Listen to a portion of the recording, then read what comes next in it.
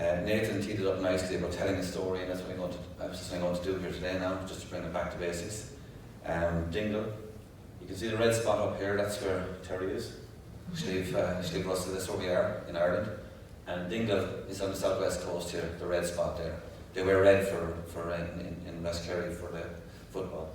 And we cover some of that area in north, east and west Kerry, that's the Mosshead area. So that's where we are. And I suppose the beauty about Leader, the beauty about the European Rural Parliament, the beauty about OECD is that we can learn from each other, and we feel this story is replicable in other areas as well. That's just one other point about Kerry, and Nathan again teed us up nicely, is entrepreneur was actually coined in Dingle, or in Kerry, by a Kerry man called Richard Cantillon. He had obviously had French roots, so entrepreneur is an Irish coined terminology, and I'm sure John Griffin down in the corner knows that as well. I suppose one of the reasons I'm presenting today is I'm concerned about the narrative about public and private being the two sectors that we represent in our society, because there is a community sector as well. There's a third sector, or maybe it's actually the first sector. Maybe we should look at the other way around. And I'll come back to that in a while after my scale. We've heard stuff about the triple helix, the quadruple helix, with the academia inside there as well. And we've also heard about the 5 helix as well, quintuple helix, with the NGOs or the third sector being the organised and the not so organised, the ad hoc, the individuals, whatever. I still think it should be captured within that framework of public, private and community. I'll come back to that in a few minutes. Just to tie in with some of the presentations we had in the last couple of days, we had a very good presentation from Japan about farmer-led food agri-systems, and that's what I'm coming to as well.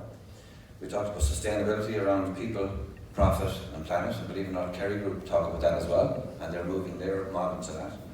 And also, Fiona, who's in the top row, asked about Indigenous and how you link local development, national policy, international policy, whatever, with local people. I think Nathan, we all alluded to that now, because Ivona also spoke about, area-based.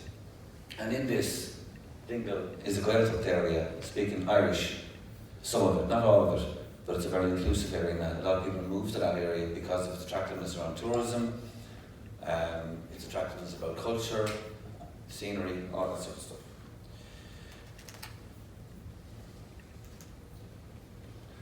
So, the issue we're asked to address today is effective solutions from the bottom up. And local producers throughout the world are looking at issues, for example, the price they get for their food.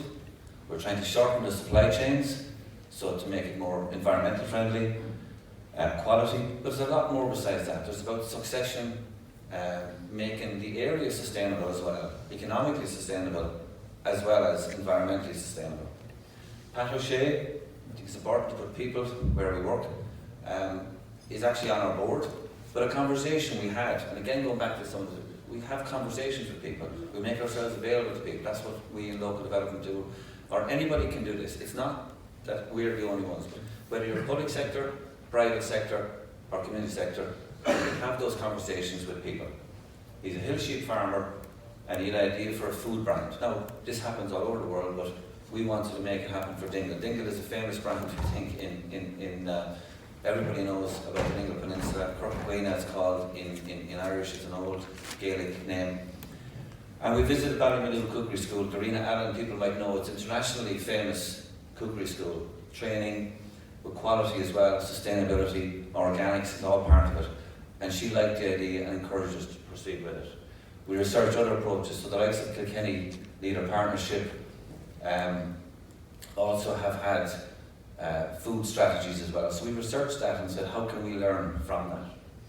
So we developed a leader-funded training program to develop a strategy which has actually been launched on Saturday at the Dingle Food Festival. If anybody wants to stay around a bit longer and come down to the back end of the country. And as I said, it should be replicable in other areas. So we got the local stakeholders. We had up to 70 people attending the food training course. Obviously, it was during COVID, so a lot of it was online, including a cookery demonstration from Donegal. The food was sent up to Donegal and it was demonstrated as to how that could be made, I suppose, more attractive for locals, but also for visitors, that you'd have a full experience. And there's a lot happening on the Dingle Peninsula around sustainability, energy, electricity, all that sort of stuff. But also, we wanted to look at it from a food perspective. But as we discussed yesterday, the agri-food systems as well, that's where we're at. Supplying food locally and securely. Farmers, fishers, retailers, hospitality chefs were all involved.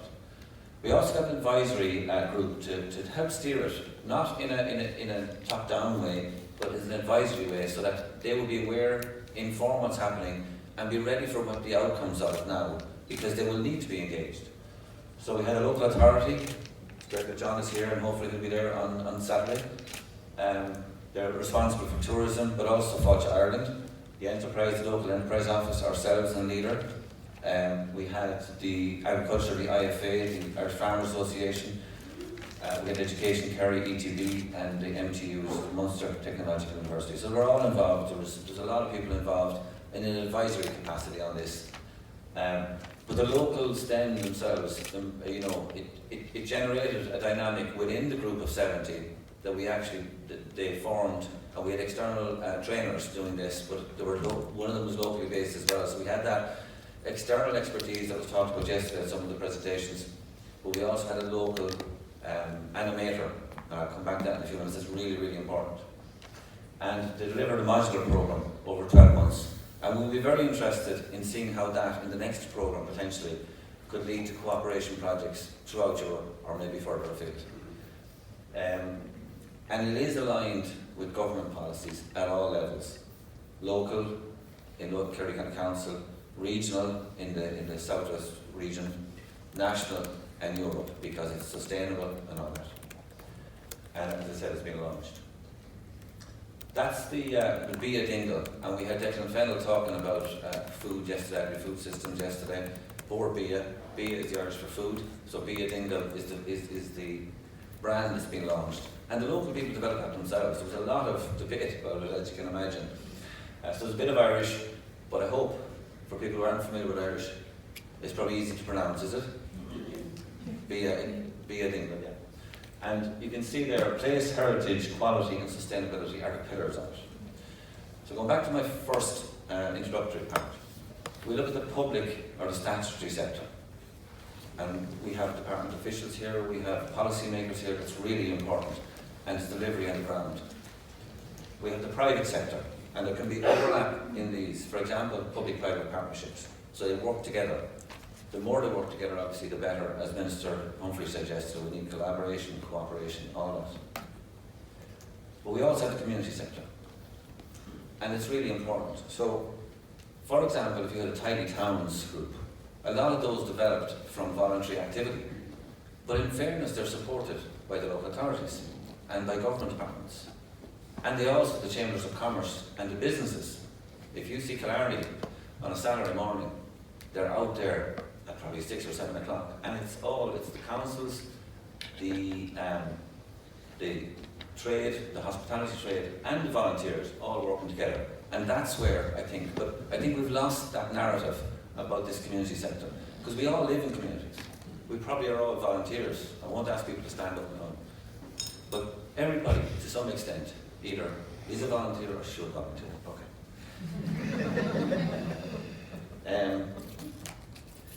And I suppose just looking at maybe some of the overlap, the private sector and the community sector, so you have philanthropy. So I'd like to explore with Nathan maybe afterwards how his body in the States is actually funded. Is it through philanthropy? We're not really good at that, but I know we could improve on that.